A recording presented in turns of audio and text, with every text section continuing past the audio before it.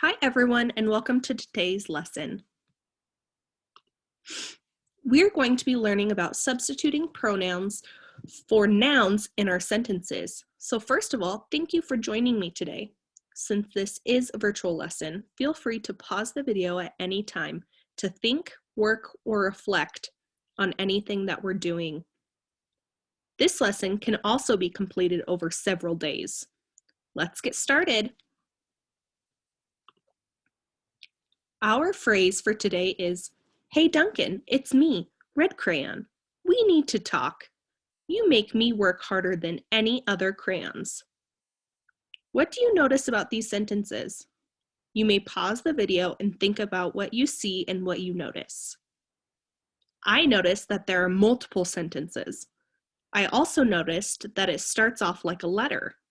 I know this because after "Hey Duncan," there's a comma. The new sentence is also under "Hey Duncan."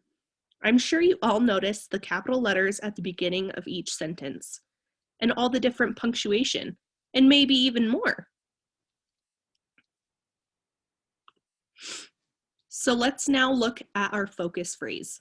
The focus phrase is, "I use pronouns to substitute for nouns." Now I want you to think back and remember, what is a noun? And what is a pronoun? A noun is a person, place, or thing, and a pronoun is a word that takes place of a noun. For example, you can use he, she, I, me, it, that, they, you, and a ton of other words.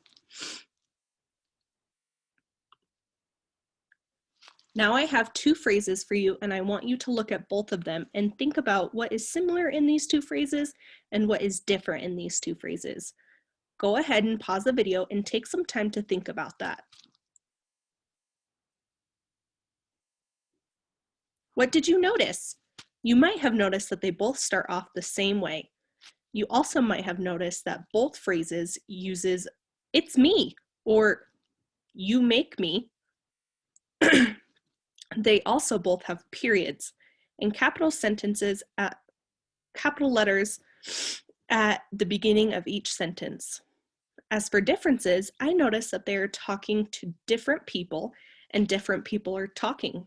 For example, the first phrase says, "Hey Duncan," which means they're talking to Duncan, where the second phrase says, "Hey Mom," which means they're talking to their mom.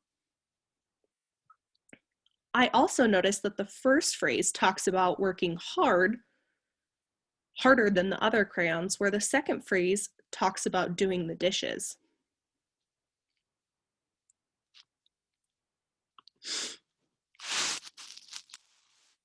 Now I want you to pause the video and take some time to think of your own sentences that are like our model.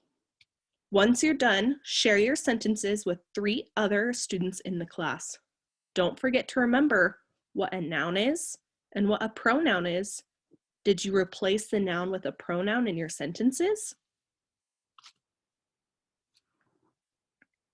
Now I want to invite you to edit the following sentences. Pause the video and write down what you noticed. In the first sentence, you can see that the comma after the letter opening was deleted. In the second phrase, could we change "me" to "her" or "him" if we knew the gender of the crayon? What do you think? Nope, you're right. We couldn't because it's first person and the red crayon is talking about himself or herself. I also noticed that in the third phrase, the apostrophe has been deleted from "its." "It's" with the apostrophe means "it is," where "it's" without the apostrophe means ownership.